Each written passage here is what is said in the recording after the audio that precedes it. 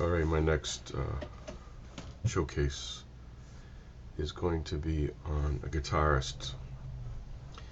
Um, it's actually with great pleasure I expose this guitarist. Those who are guitarists know this guy, but those who aren't don't really know how good he is. He is my favorite. So I first got wind of him. He came on the scene with a silly song called Stray Cats Struttin' and Rock This Town. And there was a band called the Stray Cats. And they were kind of a fun band. And they were able to pull the kind of the early rockabilly, rock and roll, Eddie Cochran kind of sound and Planet 80s. It's really weird. When you're a young one, you want to kind of be into your own music of your generation, and then all of a sudden this guy is making this real fun music that's retro. So anyway, me and the band I had, actually, we covered these guys, and we did pretty well because the lead singer had a great voice, and no one really covered them because he's extremely difficult as a guitarist, and he sings. So I saw him. Me and my buddy went to the concert, see the Stray Cats just for kicks, and it was probably the best show I ever went to. Everybody was dancing. Everybody was on their feet the whole show, and it was it was a lot of fun. I didn't expect that. I expected maybe 2 or 3 songs that I might know, and then the rest is like, okay, that's nice and nice show. But this one was different. This one, everybody was on their feet, dancing, and just because the music made you want to do that. So then I became even more interested in it. And then when during the concert, and you don't hear it much, but Brian Setzer would break out into these solos, which are unbelievable. Well, Brian Setzer was, as a guitarist, not only was he pretty quick with solos, but he was able to bring in music theory into his chord progressions while he was going, through the different chord changes, and it was amazing. And that's excuse me, and that's why he became my idol. That combination of application of music theory, his quickness of his hands, and the other thing is a good guitarist or musician knows their instrument. Brian Setzer's instrumentation, he's known for the Gretsch and then the Fender, but that combination had an amazing sound, and you might not think of that's as being a part of a guitarist, but it is true. And in this case, Brian Setzer, he knew his instrument, he knew his amp, and he was able to make the best of both. So, that was it. Not only is Brian Setzer, when the Stray Cat project, when they broke up, they probably had families like most bands do. Brian Setzer developed the Brian Setzer Orchestra, and they would bring in some swing and boogie of, again, the retro period, and they made it made it current, if you will. Now, most people don't realize it, but a lot of the Christmas songs are basically swing and ballads and stuff. And so, with Brian Setzer Orchestra, they did a phenomenal job. They brought out the horns, and it was, you don't usually hear horns much anymore, and then Brian Setzer brought out the horns and made it cool again, if you will. There are certain songs that have a 3-dimensional quality. They rise to that highest level. the best song that exemplifies this probably is "The Piano Man" by Billy Joel. When you're listening to the song, you imagine a pianist in a bar, listening to people's, playing for different characters in the bar and returning there, and everybody knows each other. Billy Joel has that, to be able to capture that three-dimensional quality. It's not just a song; it becomes like this, a created atmosphere, if you will, of that time period, of that particular kind of a situation. Well, Brian Setzer did that to a lesser extent in this song with the Stray Cat Strut. One can imagine a little cat going in the alleyway doing his little strut, and he actually captures that with the music. Brilliant, just brilliant. You don't have that depth much anymore, but this is, again, now this is more focused on the song as opposed to his talent as a guitarist. Let's do a little strutting. 1, 2, 1, 2, 3, 4.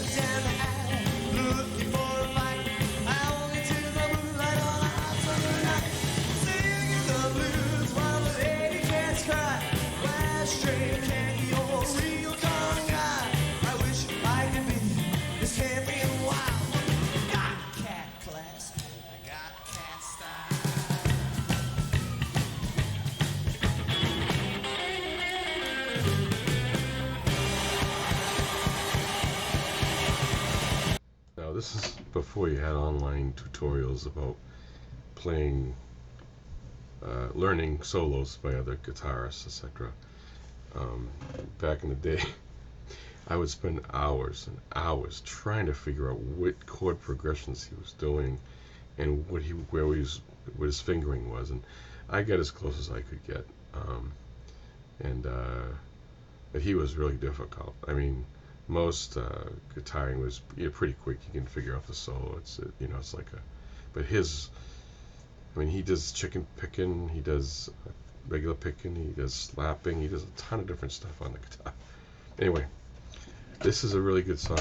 I'm not sure if he wrote it, but again, you can hear his his application of music theory, and it's unbelievable.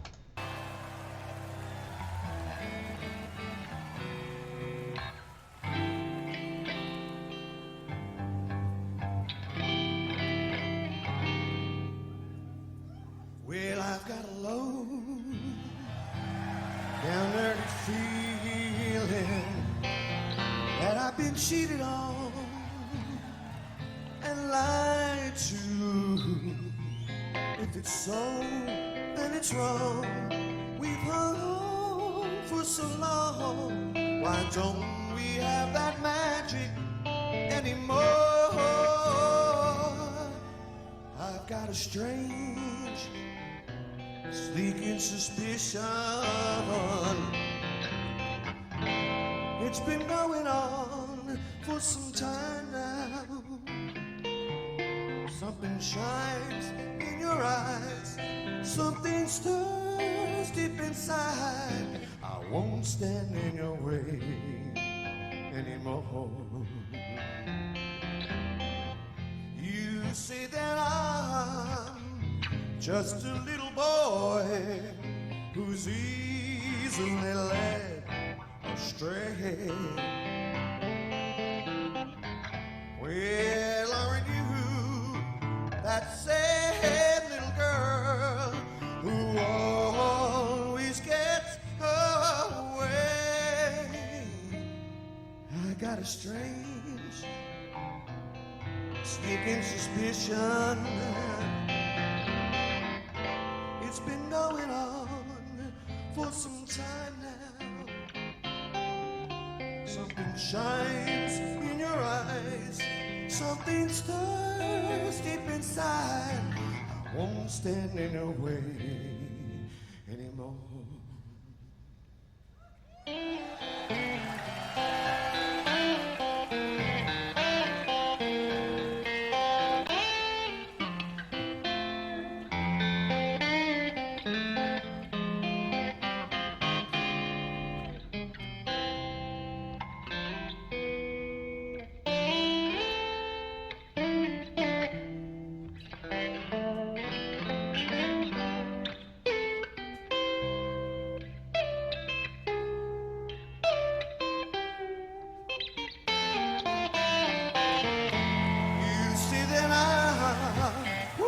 Just a little boy who's easily led astray.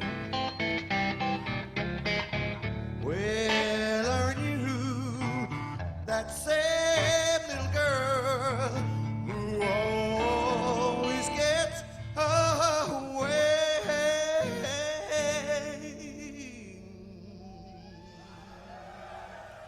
Well, I got a low dirty feeling that I've been cheated on and lied to. If it's so, then it's wrong. We've hung on for so long. I won't stand in your way. I won't stand in your way. I won't stand in your way anymore. Ooh.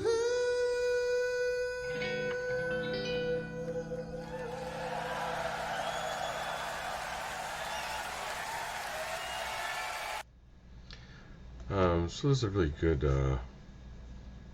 couple songs where you get a flavor of how he is as a guitarist. Again, there's none here he's doing a ton of soloing, but you can see how he integrates like solos with chord progressions and the music application music theory, uh, with the different variations of the avoid different voicings of the guitar. It's just extraordinary. I've never seen someone do it. So just a quick thing on the guitars. Obviously, I'm a fan of like Steve Vai and Malmsteen, and also like fusion people like Matheny and uh, you know. But this guitarist was something you could do, something you can apply to kind of pop rock kind of genre.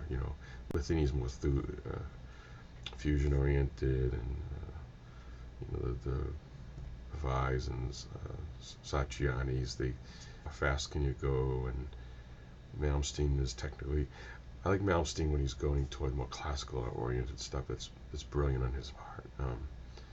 And Vai obviously with his reach is amazing. But anyway, he's Setzer is my favorite. My second favorite actually is Jeff Beck. The reason Beck is he's extremely versatile. He can actually kind of make the guitar talk a little bit. So those are my personal favorites. Yeah, it was a pleasure actually seeing Brian Setzer in concert way back in the day, um, and his music is basically, he's like I said, he's taken the retro music of the Eddie Cochran's and more the '50s style, kind of coming off the '40s, and he just kind of brought it right into the current modern scene.